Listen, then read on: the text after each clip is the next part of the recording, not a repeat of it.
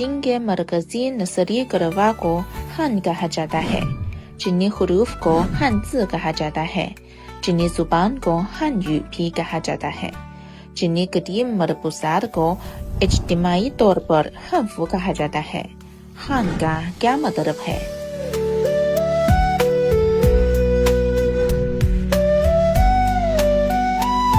हान खानदान पूरे चीन पर हुक्मरानी करने वाला का दूसरा शाही खानदान था। आज मैं हान खानदान के बानी लियोबांग के आबाई शहर पेइशे में आई हूँ। आइए इसकी कहानी के जरिए हान सकाफत के हकीकी मफहूम को समझें।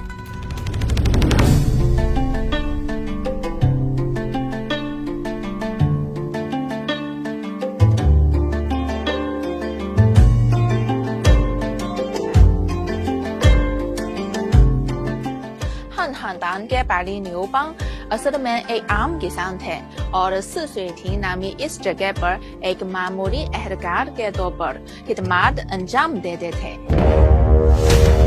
चिंग खानदान के उहद के एहतराम पर हुक्मरानों ने जुर्म को रिवाज दिया और लियोबांग ने अपने आबाई शहर में किसानों और शहरियों को बहादुरी से मुज़ाहमत करने की क़ियादत की। उन्होंने नारा लगाया, शहजादों और हुक्मरानों, क्या वो उम्दा नस्ल के साथ पैदा हुए हैं? 7 सालों के बाद लियोबांग ने हान खानदान कायम किया।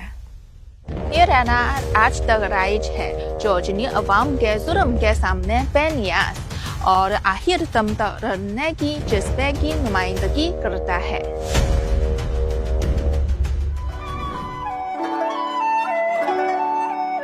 वो अपने आबाई शहर वापस आए और दाफंग नामी एक नज़म तहरीक की जो नस्ल दर नस्ल आगे बढ़ती रही है। उस वक्त शहंशाह लियोबांग 7 साल के थे।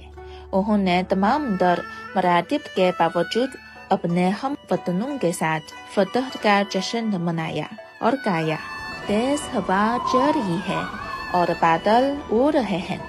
मैं दुनिया को मुतहिद करने के बाद अपने आबाई शहर वापस आया हूँ, लेकिन मैं मुल्क की हिफाजत के लिए बहादुर जंगजू कैसे हासिल कर सकता हूँ? ये नज़म की जुबान सादा है जो मुल्क के त्योहार और इस्तेहकाम और अवाम के तहफ़्फ़ुज़ की ख्वाहिश का इजहार करती है। हान खानदान का उहद 400 साल से ज़ायद अरसे तक कायम रहा और ये चीन की तारीख में पहला खुशहाल दौर था और ये चीनी सकाफत की बुनियादें रखी। हान खानदान ने न सिर्फ समाजी इस्तेहकाम और मुआशी तरक्की हासिल की, बल्कि सकाफत, साइंस और टेक्नोलॉजी और फन में भी बड़ी कामयाबियां हासिल की। निस्वार तौर पर सफारतकारी का आगाज़ किया, शाहराह रेशम को खोला और मशरिकी और मगरिबी के दरमियान सकाफती तबादलों को फ़रोग़ दिया। हान सकाफत का बुनियादी हिस्सा कन्फ्यूशियस सकाफत है जो अखलाकी असलों पर जोर देती है।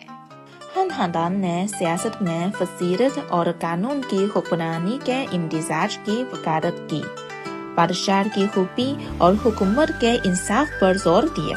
मुआशी तौर पर मेहनत और किफायत शारी की वकालत की गई। ज़रूरी पैदावार और मुस्तहकम इक़्तिसादी तरक्की पर जोर दिया गया। हान सकाफत में शायरी, हदायती और मुसव्वरी जैसी आज की शक्लें गहरे सकाफती वर्से और जमालियाती ज़ौक़ की अक्कासी करती हैं। हान खानदान ने तालीम और टेक्नोलॉजी की तरक्की को बहुत अहमियत दी। न सिर्फ अदब और फन के शोबों में बहुत से राज़बाज़ फन बारे सामने आए, बल्कि साइंसी शोबे में भी एहतिराकात मतरूफ हुई। कागज़साज़ी चीन की 4 अजीम इजादात में से एक हान खानदान में सामने आई।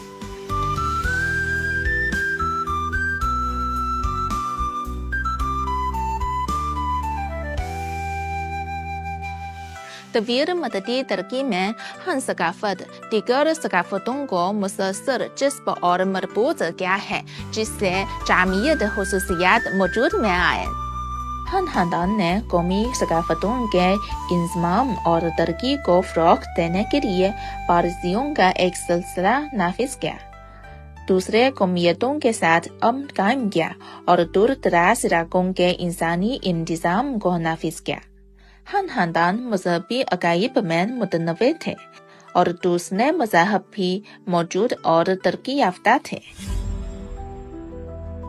آج کی سٹی واک دراصل کلچر ورک کی طرف ہے۔ آج ہم ہن خاندان میں داخل ہوئے اور ہن ثقافت کی حقیقی محفوظ اور جذبے کو محسوس کیا ہے۔ ہن خاندان کے دور سے پیدا ہونے والی ہن ثقافت چینی تہذیب میں چھپا ہوا خزانہ ہے۔ ہن ثقافت نہ صرف شاندار ثقافتی آثار اور شاہکار ہیں بلکہ چینی قوم کا روحانی مرکز بھی ہے جو نسل در نسل چلا آ رہا ہے۔ چینی لوگ ہن لباس پہن کر، ہن زبان بول کر اور ہن حروف لکھ کر اپنے آباء و اجداد کی دانش کو سمجھتے ہیں اور اس سے جدید دور میں آگے بڑھاتے ہیں۔